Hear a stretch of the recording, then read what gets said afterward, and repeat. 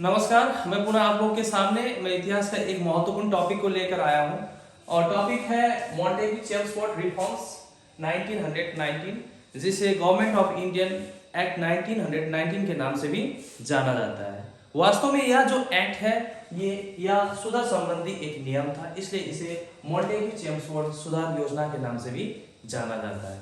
अब हो सकता है बहुत सारे विद्यार्थियों के दिमाग में एक बात उत्पन्न हो रही है कि आखिरकार इसका नाम मॉन्टेग्यू चेम्सफोर्ड क्यों पड़ा।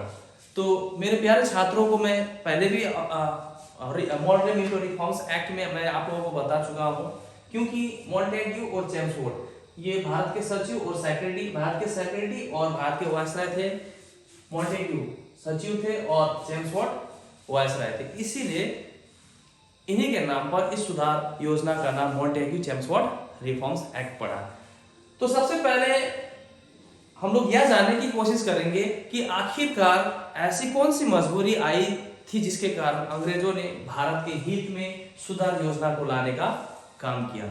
तो सबसे पहले मैं आप लोगों को यह बताना चाहता हूं कि 1914 से लेकर 1918 तक विश्व में प्रथम विश्व युद्ध चल रही थी। तो उस समय भारत ब्रिटिश का औपनिवेशिक था, अर्थात भारत उस समय ब्रिटिश का गुलाम था।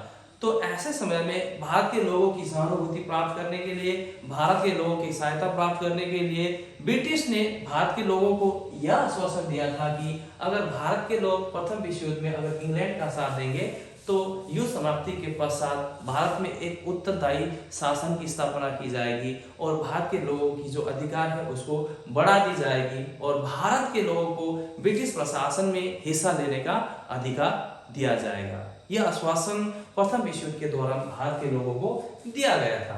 इसलिए प्रथम विश्व युद्ध समाप्त होने के पश्चात अब अपने आश्वासन को पूरा करने के लिए भारत के हित में एक योजना को लाना बहुत ही जरूरी था। इसलिए उस आश्वासन को पूरा करने के लिए ब्रिटिश सरकार ने भारत के लोगों के जो ध्यान है उसको डाइवर्ट करने के लिए लॉलीपॉप खिलाने का काम किया, अर्थात मॉन्टेग्यू चेम्सफोर्ड को लाकर ब्रिटिश ने अपने आश्वासन को पूरा करने का काम किया।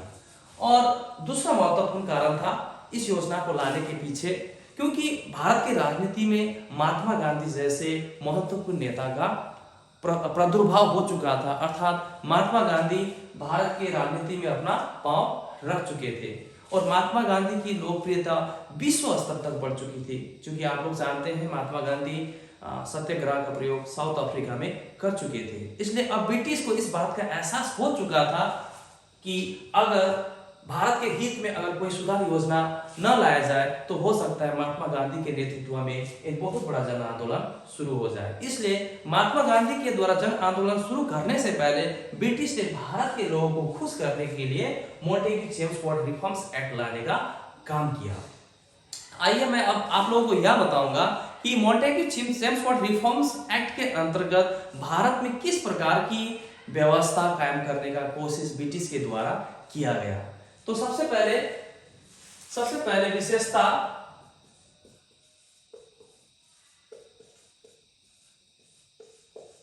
द्वैत शासन प्रणाली की शुरुआत थी, अर्थात मॉन्टेग्यू चेम्सफोर्ड रिफॉर्म्स एक्ट के अंतर्गत अब भारत के प्रांतों में, भारत के राज्यों में द्वैत शासन प्रणाली का शुरुआत किया गया, जिसे अंग्रेजी में डीएलसी के नाम से जाना जाता है, ड्यूअल गवर्नमेंट। अर्थात अभी भी वर्तमान समय में अगर आप लोग देखोगे तो आप लोग पाओगे कि भारत के राज्यों में राज्य के अंतर्गत भी बहुत सारे ऐसे विषय हैं जो राज्य के अंतर्गत होते हुए भी केंद्र सरकार का अधिकार है। अर्थात राज्यों के कुछ ऐसे विषय थे जिसे केंद्र विषय की सूची में, अर्थात सेंट्रल सब्जेक्ट के अंतर्गत उसको शामिल किया। जैसे कि आप लोग जानते हैं डिफेंस, जिसके अंतर्गत आर्मी आती है, अर्थात राज्य के अंतर्गत आर्मी होते हुए भी वह राज्य का हिस्सा न होकर वह केंद्र की एक विषय है, अर्थात डिफेंस केंद्रीय विषय के अंतर्गत आती है। उसी तरह से फॉरेन पॉलिसी अर्थात विदेश नीति यह भी एक केंद्रीय विषय के अंतर्गत आती है। उसी प्रकार से रेलवे, जैसे कि आप जानते हैं भारत के बहुत सारे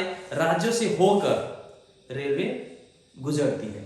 इसका अर्थ ये नहीं कि जिस राज्य से होकर रेल गुजरती है वह रेल उस राज्य का हिस्सा है, ऐसा नहीं। रेल भारत सरकार या केंद्र सरकार के अंतर्गत आती है और यह चीज आज भी देखने को मिलता है। उसी प्रकार से करेंसी, मुद्रा जिसे बोला जाता है, अर्थात मुद्रा बनाने का अधिकार सेंट्रल गवर्नमेंट को ही है, जिसके अंतर्गत रिजर्व गवर्नमेंट आती है। तो इस प्रकार से बहुत सारे ऐसे विषय थे जिसे केंद्र सरकार या केंद्र विषय के अंतर्गत उसको शामिल किया गया, और बहुत सारे ऐसे विषय थे जिसे प्रांतीय सरकार या प्रोविंशियल गवर्नमेंट के अंतर्गत उसको रखा गया। तो सबसे पहले केंद्रीय विषय के अंतर्गत defence, foreign policy, railway, currency इत्यादि थी, और प्रोविंशियल सब्जेक्ट के अंतर्गत प्रांतीय सरकार के अंतर्गत प्रांतों को 2 भागों में डिवाइड किया गया, अर्थात प्रांतीय विषय को भी 2 भागों में डिवाइड किया गया। यहाँ पर बहुत ध्यान देने वाली बात है, ठीक है। प्रांत के जो विषय थे अर्थात स्टेट के जो विषय थे, सब्जेक्ट थे, उसको 2 भागों में बांट दिया गया। एक ट्रांसफर सब्जेक्ट जिसे हस्तांतरित विषय के नाम से जाना जाता है, और दूसरा विषय जिसे रिजर्व सब्जेक्ट या आरक्षित विषय के अंतर्गत जो विषय आती है। तो इस प्रकार से जो प्रांत या प्रोविंस के जो विषय थे उसको भी 2 भागों में बांट दिया गया। तो ये जो रिजर्व सब्जेक्ट है जिसे हस्तांतरित विषय कहा जाता है, इसके अंतर्गत राज्य के महत्वपूर्ण विषयों को इसमें शामिल किया गया था। और आरक्षित विषय के अंतर्गत निर्णय या डिसीजन लेने का जो अधिकार है वो गवर्नर और उसके एग्जीक्यूटिव काउंसिल को थी, अर्थात गवर्नर और एग्जीक्यूटिव काउंसिल आरक्षित विषय के अंतर्गत बिल बनाने का या कोई भी नियम बनाने का काम करती थी। तो उसी प्रकार ये जो हस्तांतरित विषय है, हस्तांतरित विषय के अंतर्गत लेस इंपॉर्टेंट विषयों को इसमें शामिल किया गया था, और हस्तांतरित विषय के अंतर्गत जो विषय आती थी उस विषय के बारे में डिसीजन लेने का जो अधिकार है गवर्नर और इंडियन मिनिस्टर को दिया गया था। अब यहाँ पर आप लोग ध्यान पूर्वक देखिए, ये जो गवर्नर और जो इंडियन मिनिस्टर था, जिसमें इंडियन जो भारत के जो मिनिस्टर थे, ये जो मिनिस्टर थे गवर्नर को कोई भी काम करने के लिए बाध्य नहीं कर सकते थे। ये गवर्नर को कोई सलाह मशवरा दे सकते थे, लेकिन ऐसा नहीं कि ये जो इंडियन मिनिस्टर थे उनके डिसीजन के आधार पर गवर्नर बिल को पारित करे, ऐसा कोई मजबूरी नहीं थी। अर्थात यहाँ के जो गवर्नर थे, जो राज्य के जो गवर्नर थे उन दिनों ये भारत के नहीं हुआ करते थे। ये जो गवर्नर थे ये इंग्लैंड के हुआ करते थे, और ये जो गवर्नर थे ये राज्य के सर्वे हुआ करते थे, अर्थात राज्य के संबंध में अंतिम डिसीजन लेने का जो अधिकार था वो गवर्नर के हाथ में होता था। तो इस प्रकार से 1919 के अधिनियम के तहत भारत में चुनाव की व्यवस्था की गई। भारत के लोगों को चुनाव में हिस्सा लेने का अधिकार दिया गया। भारत के लोगों को प्रांतों में लेजिस्लेटिव असेंबली में हिस्सा लेने का अधिकार दिया गया, लेकिन प्रांतों से संबंधित विषय पर जब कोई डिस्कशन होती थी तो उस डिस्कशन में अंतिम निर्णय लेने का अधिकार गवर्नर का ही होता था, और ये गवर्नर भारत मुल्क के ना होकर ये इंग्लैंड मुल्क के होते थे। इसलिए अंतिम निर्णय लेने का अधिकार आखिरकार ब्रिटिश को ही प्राप्त थी। तो इस प्रकार से मैंने आप लोगों को इस छोटे से वीडियो में मॉन्टेग्यू चेम्सफोर्ड के अंतर्गत किस प्रकार से डीएलसी सिस्टम को एक राज्य में लागू किया गया, इसके बारे में मैंने आप लोगों को संक्षिप्त में बताने का कोशिश किया।